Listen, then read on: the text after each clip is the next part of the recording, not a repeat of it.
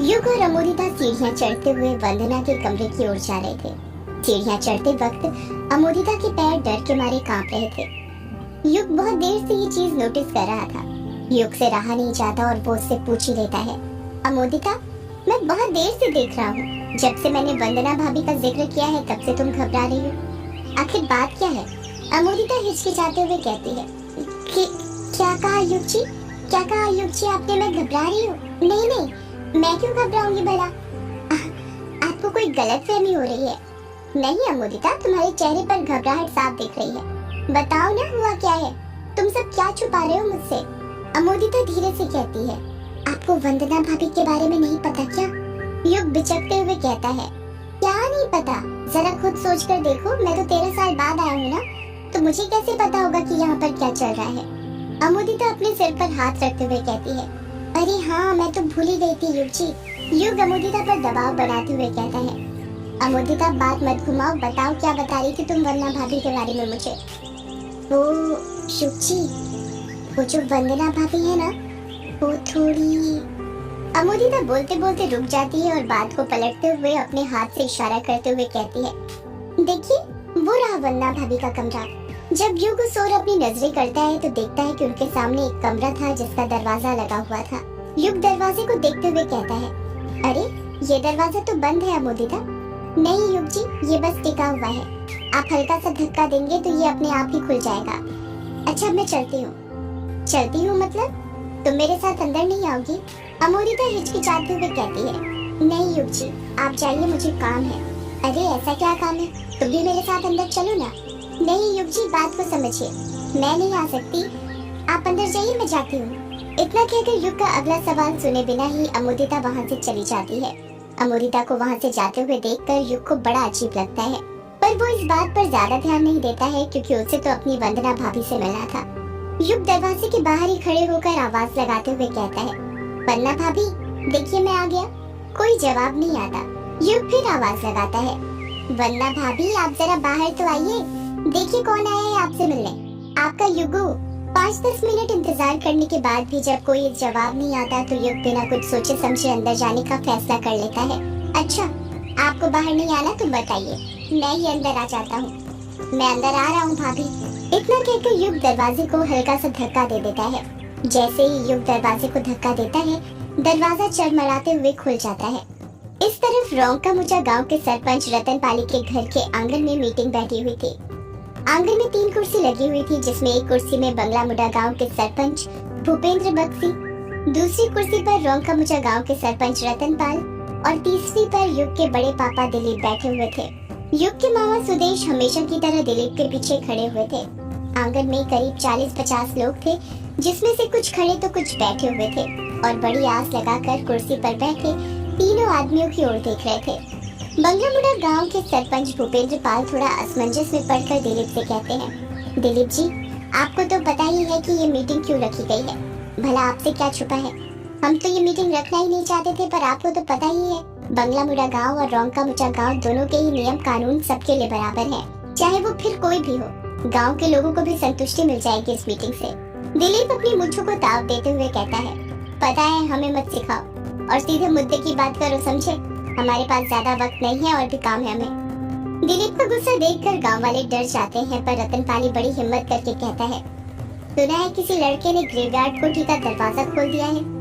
रतन पाली अपनी बात पूरी करता उससे पहले ही भूपेंद्र बोल पड़ता है, सुना नहीं है रतन जी, मेरे आदमी तो खुद उस कोठी को बड़ी हिम्मत करके देख के आए हैं। उसका दरवाजा खुला हुआ है और सुनने में आया है कि वो लड़का और कोई नहीं, वही लेखक साहब अनुराग जी का बेटा है युग। युग के बड़े पापा दिलीप कुछ नहीं कहते, वो आराम से कुर्सी पर बैठकर उन दोनों की बातें सुन रहे थे। भूपेंद्र को सवाल करते देख रतन की भी हिम्मत बढ़ जाती है और वो भी सीना चौड़ा करते हुए कहता है, आपको तो पता ही है कितने लोगों ने अपनी जान की कुर्बानी दी थी उस ग्रेवयार्ड कोठी को बंद करने में। कल ही किश्नोई नदी पर ढेर सारे मरे हुए कौवे मिले हैं और ये संकेत है मौत के पहले का, संकेत कि वो आने वाली है और यदि वो फिर से आ गई तो गांव में फिर से मर्दों के शिकार होना शुरू हो जाएंगे और यदि ऐसा हुआ तो दोनों गांव को वापस से शमशान बनने में देर नहीं लगेगी। दिलीप अभी भी कुछ नहीं बोलता, वो बस अपनी मूंछों को घुमाए जा रहा था। दिलीप को यूं चुप बैठा हुआ देखकर भूपेंद्र और रतन तो हैरान थे ही, पर उससे ज्यादा गांव वाले थे। क्योंकि गांव वालों ने आज तक दिलीप को इतनी देर तक चुप बैठा कभी नहीं देखा था। अचानक से वातावरण में खामोशी छा जाती है। दिलीप अपनी खामोशी को तोड़ते हुए कहता है, हो गया तुम दोनों का, जो कहना था कह दिया। अब सब लोग ध्यान से सुनना मेरी बात। इन दोनों गांव की जितनी फिक्र मुझे है उतनी किसी को नहीं हो सकती, यहाँ के सरपंचों को भी नहीं। जैसे ही दिलीप ये बात कहता है, रतन और भूपेंद्र तिरछी नजरों से दिलीप को देखने लग जाते हैं, पर कहते कुछ नहीं। दिलीप अपनी बात को आगे जारी रखते हुए कहता है, सारा गांव जानता है, इस गांव में यदि पक्की सड़कें, स्कूल, बांध, जो भी निर्माण कार्य हुआ है, उसका सारा पैसा मैंने दिया है। तो मेरे सिवा कोई भी गांव की भलाई नहीं सोच सकता, समझे आप लोग। रतन बीच में दिलीप को टोकते हुए कहता है, पर दिलीप जी, इन सब बातों का ग्रेवयार्ड कोठी के खुलने से क्या लेना देना। दिलीप गुस्से से कहता है, मेरी बात तो पूरी होने दे पहले रतन। तो हाँ, क्या बोल रहा था कि मेरे सिवा कोई भी गांव की भलाई सोच भी नहीं सकता। और रही बात ग्रेवयार्ड कोठी की, तो बस दरवाजा खुला है। यक्षिणी अभी भी उसकी कमरे में कैद है, जहाँ पर उसे तीनों धर्मगुरुओं ने कैद किया था। मेरे भाई अनुराग का बेटा युग, जो कि शहर से आया है, उसे पता नहीं था इस बारे में। गलती से उससे ग्रेवयार्ड कोठी खुल गई है। जल्द ही कोठी वापस से बंद हो जाएगी, आप लोग फिक्र ना करें। हर कोई ध्यान से दिलीप की बात सुन रहा था। सब लोग एक टक नजर से उसकी ओर देख रहे थे। दिलीप अपनी बात को खत्म करते हुए कहता है, अब और किसी को कुछ कहना या पूछना है तो पूछ सकता है। कोई कुछ नहीं पूछता है, क्योंकि गाँव वालों के मन में दिलीप का बहुत खौफ था। कोई भी उसके फैसले के खिलाफ नहीं जा सकता था। दिलीप अपनी कुर्सी पर से उठता है, गांव के लोगों के सामने हाथ जोड़ता है और वहां से जाने लग जाता है। दिलीप के पीछे पीछे ही सुदेश भी वहां से जाने लग जाता है। इस तरफ जब युग कमरे के अंदर घुसता है, तो देखता है कि कमरे के अंदर चारों तरफ अंधेरा ही अंधेरा था। युग की समझ में नहीं आ रहा था कि उसकी वंदना भाभी ने कमरे के अंदर इतना अंधेरा क्यों करके रखा था, जबकि बाहर लाइट तो थी। युग वंदना को आवाज लगाते हुए कहता है, भाभी कहाँ पर है आप अंदर ही हो ना। कोई जवाब नहीं आता। युग वंदना को ढूंढते हुए कमरे के अंदर आगे बढ़ने लग जाता है। जैसे जैसे वो कमरे के अंदर आगे बढ़ता जा रहा था, खामोशी और अंधेरा बढ़ते जा रहा था। युग बार बार वंदना को पुकारे जा रहा था, पर कोई भी जवाब नहीं आ रहा था। युग वंदना को पुकारते हुए कहता है, वंदना भाभी कहाँ पर है आप? अंदर ही हो ना आप? यहाँ पर हो या नहीं? युग वंदना को पुकारते हुए आगे बढ़ ही रहा था कि तभी उसके पीछे से एक काला साया निकलता है। वो झट से पीछे मुड़ता है, पर जब तक वो पीछे मुड़ता है, वो काला साया वहाँ से जा चुका था। युग समझ ही नहीं पाता कि उसके पीछे से थोड़ी देर पहले क्या चीज गुजरी थी। जब युग वापस आगे देखता है, तो उसकी आंखें फटी की फटी रह जाती हैं। उसके हाथ पैर सुन्न पड़ जाते हैं। वो उल्लू की तरह अपनी आंखें तेज करके अंधेरे में देखता है कि बिस्तर के ऊपर एक औरत बैठी हुई थी, जिसने सफेद साड़ी पहनी हुई थी। उस औरत के लंबे लंबे बाल उसके चेहरे पर बिखरे हुए थे, जिस कारण उसका चेहरा अच्छे से नहीं दिख रहा था। एक कारण ये भी था कि वो अंधेरे में बैठी हुई थी। युग मन ही मन सोचने लगता है, जरूर यही वंदना भाभी होगी, क्योंकि विराट भैया के गुजर जाने के बाद वंदना भाभी ने विधवा के तौर तरीके अपना लिए होंगे। युग धीरे से कहता है, वंदना भाभी आप ये अंधेरे में क्यों बैठी हुई हैं? लाइट तो है, फिर आपने लाइट जलाई क्यों नहीं? बिस्तर पर बैठी औरत कुछ जवाब नहीं देती है, पर युग अपनी बात आगे जारी रखता है और कहता है, वंदना भाभी आप चुप क्यों हैं? कुछ तो बोलिए। आपको पता है, यहाँ पर स्पेशली सिर्फ मैं आपसे और बड़ी माँ से मिलने आया हूँ, वरना आपको तो पता ही है, बड़े पापा को देखकर यहाँ पर मेरा आने का मन नहीं करता है। वो औरत फिर कुछ जवाब नहीं देती। युग बातें करते हुए अपने कदम बिस्तर पर बैठी औरत की ओर बढ़ाने लग जाता है। इस तरफ रजनी अपने कमरे के अंदर थी और कुछ ढूंढ रही थी। उसने सारे कमरे का सामान बिखरा दिया था। रजनी कमरे के अंदर रखी अलमारी खोलती है और उसका सामान बाहर फेंकते हुए कुछ ढूंढने लग जाती है। तभी वहाँ पर अमोदिता आ जाती है और हैरानी के साथ पूछती है, माँ तुम कुछ ढूंढ रही हो क्या?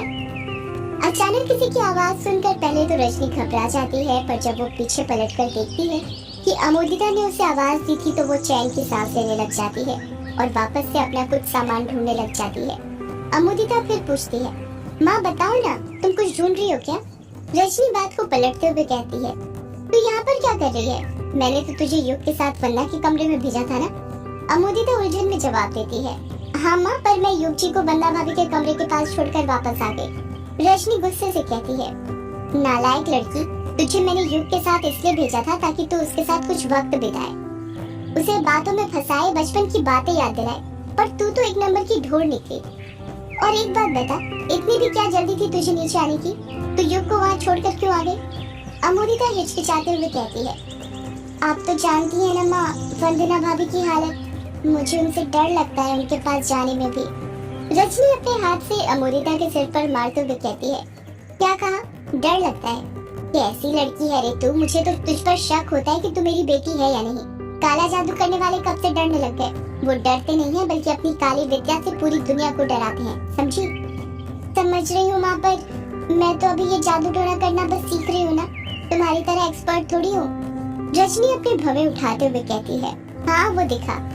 मुझे ये बता, तूने चाय की ट्रे क्यों गिरा दी? वो माँ, मैंने कोई जानबूझकर नहीं गिराई थी चाय की ट्रे, गलती से गिर गई थी।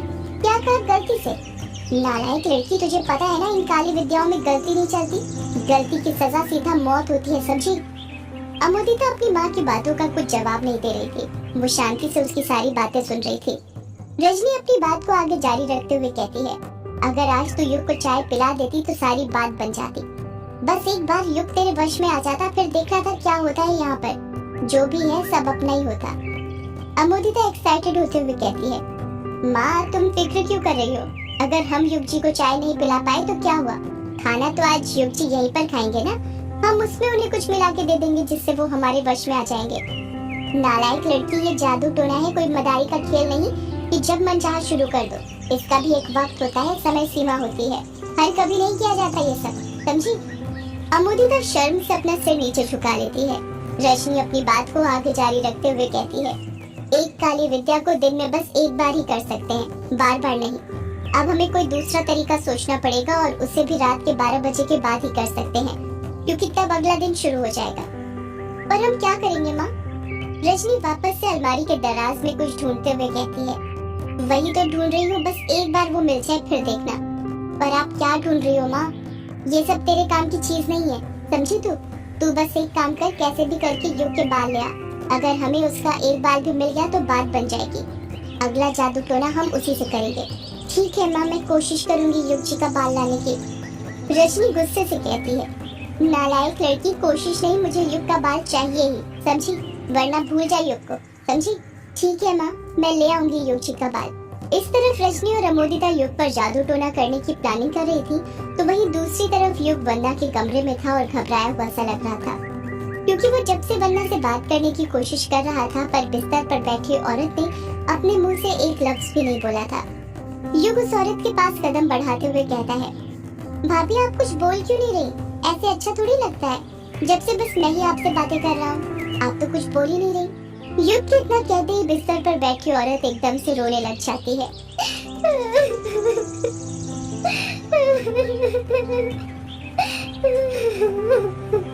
युग घबराते हुए कहता है, क्या हुआ भाभी? आप रो क्यों रही हो? वो औरत युग के सवाल का कुछ जवाब नहीं देती है, वो बस रोई जा रही थी। भाभी, युग भाभी भाभी कहते हुए उस औरत के पास जाने लगता है, और जैसे ही उस औरत को छूता है, वो औरत अपने दोनों हाथों से युग का गला पकड़ लेती है। जब युग उस औरत का चेहरा देखता है तो दंग रह जाता है।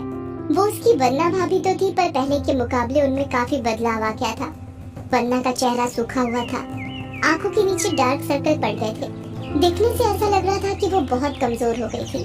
उनके चेहरे की हड्डियां दिख रही थी। युग अपना गला छुड़ाते हुए कहता है, ये आप क्या कर रही हैं भाभी? आप मेरा गला क्यों दबा रही हैं? छोड़िए मुझे।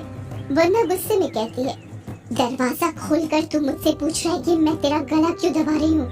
ये आप क्या बोल रही हैं भाभी? किस दरवाजे की बात कर रही हैं? मेरी कुछ समझ में नहीं आ रहा। वंदना फुसफुसाते हुए कहती है, यक्षिणी के कमरे का दरवाजा। ये बात सुनकर युग के पैरों तले जमीन खिसक जाती है और वो सोचने लग जाता है कि वंदना भाभी को कैसे पता कि उसने यक्षिणी के कमरे का दरवाजा खोल दिया। सदियों से है पुराना